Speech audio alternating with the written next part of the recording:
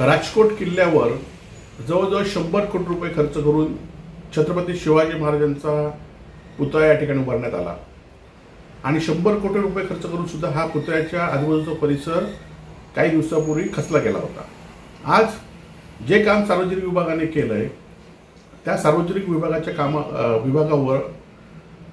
कामावर स्वतःचाच विभागाचा विश्वास नाही हे आता 22 जून पासून पर्यटकांना बंदी आणल्यावरून दिसून येत आहे।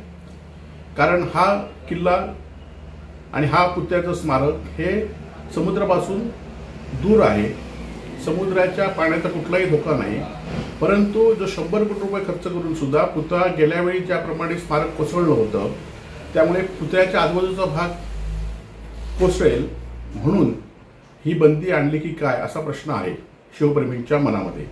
आणि त्यामुळे एकीकडे छत्रपती शिवाजी महाराजांनी किल्ले वर्षानुवर्ष टिकतायत आणि 100 वर्ष आयुष्य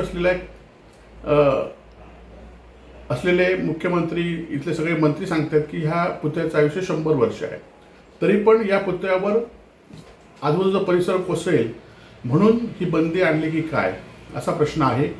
खरं तर ही बंदी आणली तरी त्या ठिकाणी